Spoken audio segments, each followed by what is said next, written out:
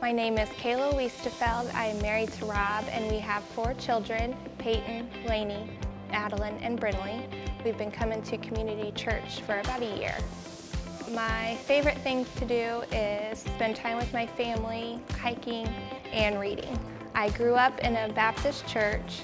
My grandpa was a Baptist preacher, but the older I got, the less I attended church until church became non-existent in my life. And then when I married Rob, we went to his Catholic church that he grew up in. But when we left church, we left God at church, didn't really have a relationship with him.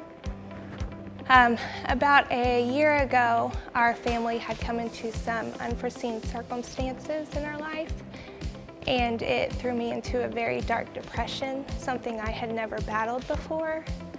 And on my darkest day, I didn't want to live anymore. And in that dark moment, God met me there and reminded me of a time that we were at Christmas Eve Mass, and I looked over and saw my oldest daughter, and I can't explain the glow that she had, but I leaned over and asked her what she was smiling about, and she said, "Oh, Mom, what it's going to be like to see Jesus' face." And in my darkest moment, I didn't know if I was going to get to see Jesus' face. And I knew something in my life needed to change. So that next Sunday, I got the kids ready for church, and I told them we were going to try out community church. My parents had been coming here for a while, and that's all they talked about. And as soon as we walked through the door, we fell in love. And each week we kept coming back. I'd see a little more light in my life. And then back in July, Seth was giving a message, and he had mentioned that his family prayed together before bed. And I sat there and thought that's something our family had never done before.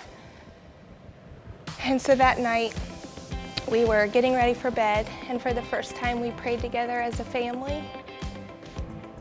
And I got the kids in bed, and I got in bed, and I grabbed my Bible, and I asked God what his purpose was for me. You know, our family hadn't seen any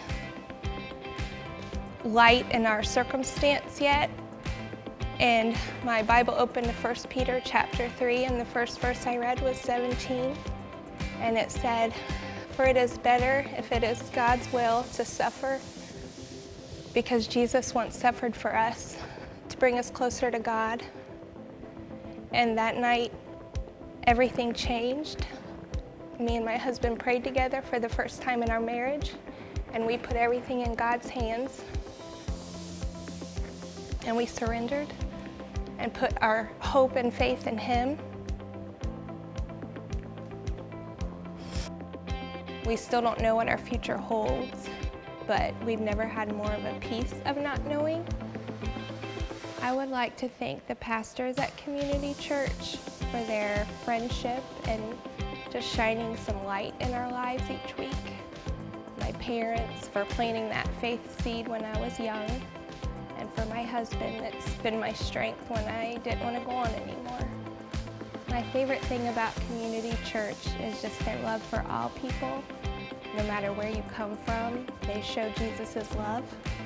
I want to be baptized to show who I've put my faith and trust in, and to show that no matter where you are, how broken you are, God can redeem you.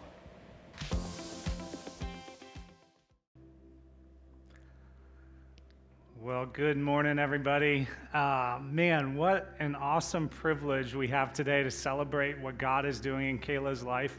Yeah, it's so cool.